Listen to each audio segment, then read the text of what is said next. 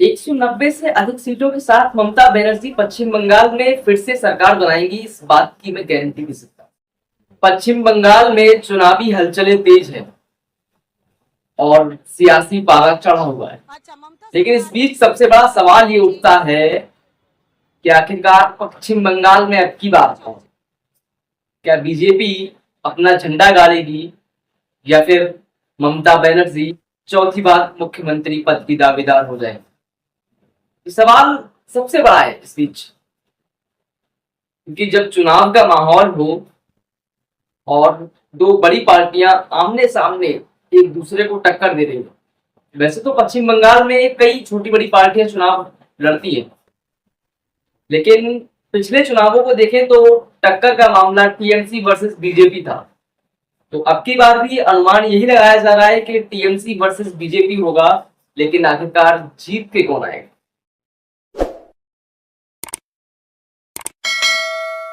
नमस्कार, मैं आपके साथ प्रियांशु मिश्रा और आप देख रहे हैं एमबी टॉक्स। बंगाल चुनाव में बीजेपी अपनी एड़ी चोटी का जोर लगाती नजर आ रही। बीजेपी हर वो पैतरे आजमा रही है जिससे वो अपनी सीटों को बढ़ा सके, बंगाल पर कब्जा कर सके। तो वहीं ममता आंटी भी पीछे हटने का नाम नहीं ले रही है। ये भी अपनी पूरी तैयारी के साथ है, जहां जहां इनकी पकड़ है। कहा जाता है कि रूरल एरियाज में ममता की पकड़ अच्छी है, तो वो उन क्षेत्रों पर, उन एरियाज पर ज्यादा ध्यान दे रही है, ज्यादा मजबूती के साथ कार्य कर रही है वहां पर। इन तमाम सवालों के बीच एक सबसे अहम सवाल है कि आपकी बार बीजेपी जो एड़ी चोटी का जोर लगाए हुए है, वो पश्चिम बंगाल में सरकार बना पाएगी? तो इसका जवाब है नहीं। बाकी आगे सब कुछ बात करेंगे क्यों नहीं और कैसे, सारी चीजें इन पर विस्तार से चर्चा आगे चलने वाली। दरअसल अगर हम पिछले चुनावों को देखें तो बंगाल में ममता बनर्जी ने 216 सीटों के साथ जीत दर्ज की, और इससे पिछले चुनावों की बात करें तो ममता बनर्जी टीएमसी पार्टी को 211 सीटें मिली थी और प्रचंड बहुमत के साथ सरकार बनाई गई। बंगाल में वैसे तो कई पार्टियां चुनाव लड़ती है, लेकिन 2021 के चुनावों में बीजेपी एक स्ट्रॉन्ग ऑपोजिशन बनकर उभरी है। तो हो सकता है कि बीजेपी 2026 के चुनावों में भी एक अच्छी खासी टक्कर दे। लेकिन सवाल ये उठता है कि बीजेपी जो 2016 में 3 सीट लेकर आई थी केवल पश्चिम बंगाल में, वो अचानक से 2021 में 77 सीटों पर कैसे पहुंच गई? और अगर ये सीटें 3 से 77 हो सकती है, तो हो सकता है कि 2026 में ममता बनर्जी का सफाया भी हो जाए। लेकिन इन सब सवालों के पीछे क्या कारण है, इस पर जरा ध्यान से हम चर्चा करते हैं। टीएमसी ने 2021 के चुनावों की मैं बात कर रहा हूं तो 216 सीटों के साथ जीत दर्ज कराई, तो वहीं बीजेपी ने 77 सीटें हासिल की। और 2016 के चुनावों की अगर मैं बात करूं तो टीएमसी ने 211 सीटों के साथ जीत दर्ज कराई थी, लेकिन आईएनसी यानी कि इंडियन नेशनल कांग्रेस ने 44 सीटें लेकर आई थी। और एक है बंगाल की पार्टी है communist party of India. Communist party of India ने लगभग 32 से 33 सीट्स अपने कब्जे में कर ली थी, इसलिए बीजेपी के पास केवल 3 सीट बची थी, केवल 3 सीट। लेकिन 2021 के चुनावों में वहां से कम्युनिस्ट पार्टी ऑफ इंडिया और इंडियन नेशनल कांग्रेस का सफाया हुआ। मेन मुकाबला बीजेपी बनाम टीएमसी हो गया, और यही चीज 2026 के इलेक्शन में भी रिपीटेड होने वाली है, बीजेपी बनाम टीएमसी। अब इन आंकड़ों को देखकर ये चीजें तो साफ पता चलती है कि जिस तरह से कम्युनिस्ट पार्टी ऑफ इंडिया और आईएनसी का सफाया वहां से हुआ है, उस तरीके से बीजेपी वहां पर उभरी है। यानी कि इनका वोट अगर कटा है तो वो बीजेपी को मिला है, इनकी जो सीट्स गई है वो बीजेपी को मिली है। लेकिन ममता बनर्जी की सीट्स पर कोई भी प्रभाव नहीं पड़ा। आप इस चीज को ध्यान से देखिए, आईएनसी और कम्युनिस्ट पार्टी ऑफ इंडिया की सीट्स कम हुई, बिल्कुल ना के बराबर, ये समझिए 0 हो चुकी। इनको हम साइड ही हटा देते हैं बिल्कुल। लेकिन समझने वाली बात यह है कि इनकी सीटें अगर कटी तो वो गई कहां? बीजेपी को गई। ममता बनर्जी की सीट्स पर इसका कोई भी प्रभाव नहीं पड़ा।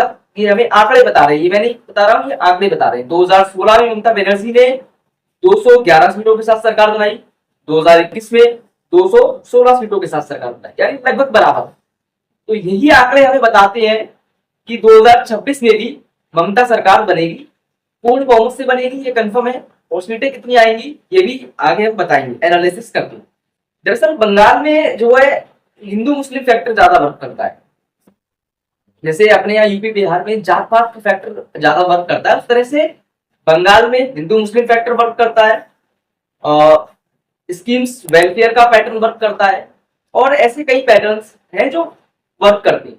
और जो मेन वोट बैंक है ममता दीदी का, ममता आंटी का, वो है वुमेन वोट बैंक।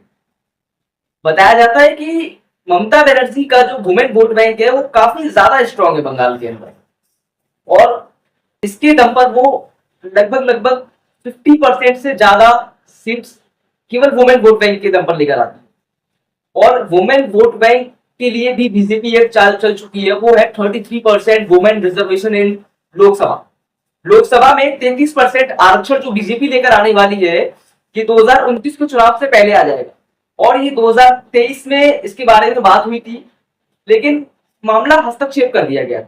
लेकिन अभी चुनाव का माहौल है, और इस चुनाव के माहौल को बीजेपी ने फायदा उठाया जरा सा, वुमेन वोटर्स को रुझाने के लिए, अपनी ओर आकर्षित करने के लिए इस चीज को अभी कर दिया गया। जबकि ये जो नई जनगणना होनी है उसके बाद ये चीजें लागू होती।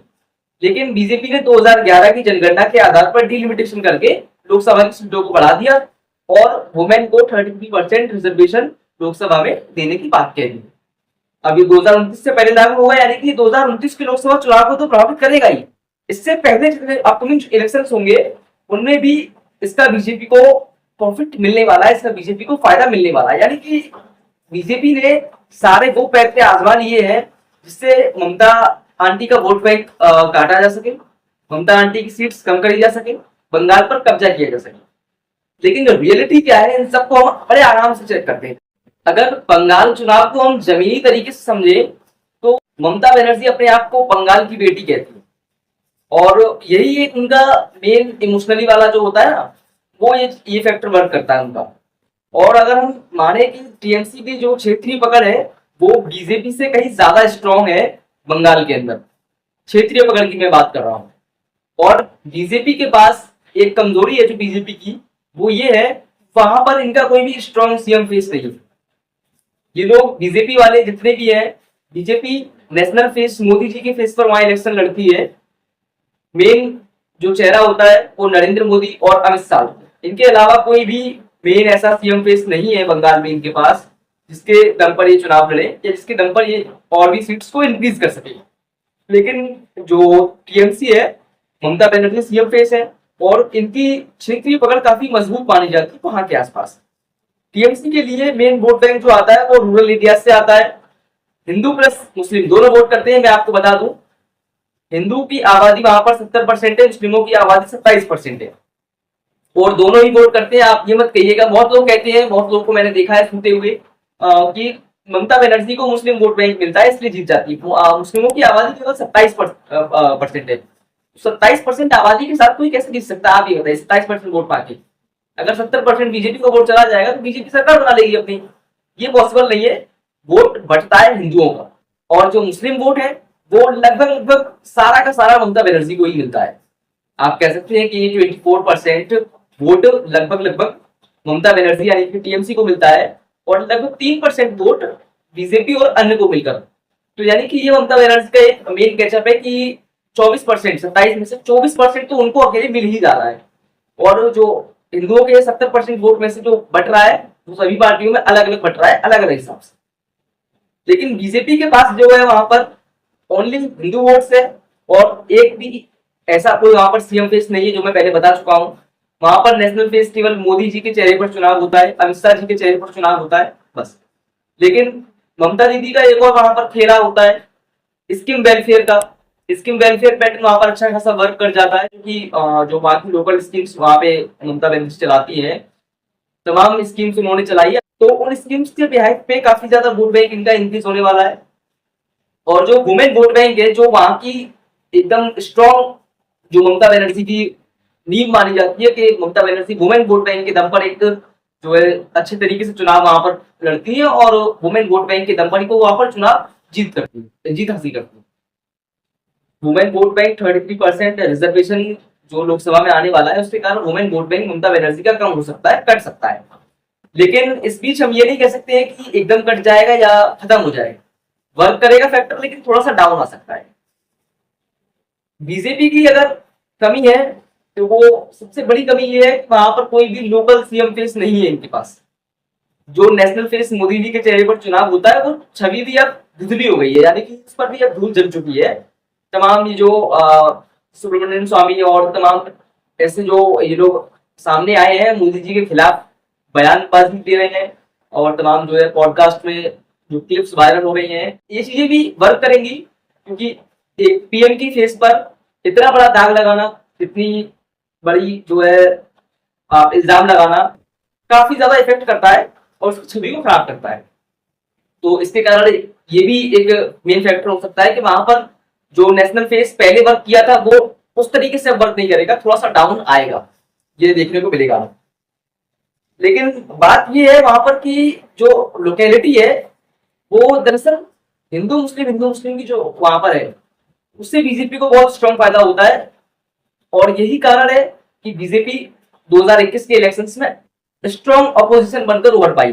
बंगाल में मेजोरिटी के लिए लगभग 148 सीटें चाहिए होगी। 148 सीटें अगर बंगाल में आप लेकर आते हैं तो आपको मेजोरिटी मिल जाती है, सरकार बनाई। ममता बनर्जी प्रचंड बहुमत के साथ सरकार बना चुकी है। पिछले दोनों आंकड़ों में हमने यही देखा है, 211 और 216 सीटें लेकर आई, यानी कि प्रचंड बहुमत के साथ इन्होंने सरकार बनाई है। प्रचंड बहुमत के साथ जब इन्होंने सरकार बनाई है तो अचानक से इतनी नहीं गिरेंगी इनकी, आराम से पूर्ण बहुमत तक बड़ी आसानी से ये पहुंच सकती है, ये मेरा मानना है। और ये कई चुनावी जो विश्लेषक हैं उन्होंने भी चुनाव का विश्लेषण किया है और वो लोग भी ये बात कह रहे हैं। लेकिन मैं अगर अपना ओपिनियन दूं यहाँ पर, मैं अपनी एक छोटी सी जो मैंने विश्लेषण किया है वो रिपोर्ट अगर मैं रखता हूँ, तो मुझे ऐसा लगता है कि ममता बनर्जी फिर से राउंड फिगर वहीं जाने वाली है जहां वो पिछले 2 इलेक्शंस में गई। लगभग 200 सीटें वो आराम से लेकर आ सकती हैं इस बीच। लेकिन एक फैक्टर ये भी है कि एसआईआर वाला जो फैक्टर है उसके अंदर काफी वोटर्स का जो नेम कटा है वो ममता बनर्जी के लिए काफी ज्यादा जो है घातक, ऐसा मुझे लगता है कि साबित होगा, क्योंकि इसके पीछे जो है केसेस वगैरह भी हुआ था। तो ये फैक्टर भी जो है ममता जी के लिए थोड़ा सा इफेक्ट करने वाला है, थोड़ा सा प्रभावित करने वाला है। लेकिन इससे अगर ममता बनर्जी की सीट्स डाउन होंगी तो वो 20 सीट्स अप डाउन हो सकती है, इससे ज्यादा नहीं होने वाली है। अगर 20 सीट्स इनकी कटती है तो वो बीजेपी को मिलेगी, इस बात की पक्की गारंटी, क्योंकि न्यू वोटर्स जो है इंक्लूड होंगे और पुराने जो फेक वोटर्स वगैरह हैं वो सब कटे होंगे। तमाम चीजें ऐसी बताई जा रही हैं।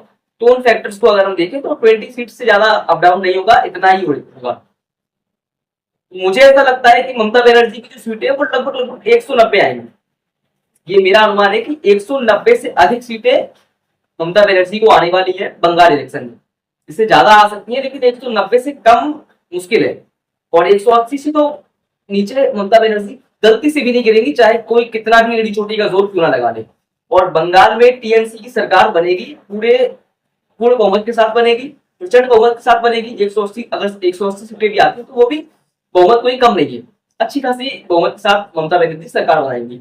एक फैक्टर ये भी वर्क करता है कि प्रीवियस इलेक्शंस में जहां से ममता बनर्जी लड़ी थी वो सीट से वो चुनाव हार रही थी।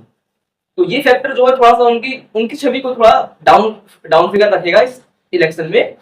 लेकिन फिर भी ओवरऑल मेरा मानना है 190 सीट्स प्लस जाने वाली है ममता बनर्जी की सिलेक्शन में। बाकी आप लोग क्या सोचते हैं इसके बारे में, अपनी राय कमेंट में बताइए और अगले चुनाव का विश्लेषण देखने के लिए सब्सक्राइब जरूर कर लें।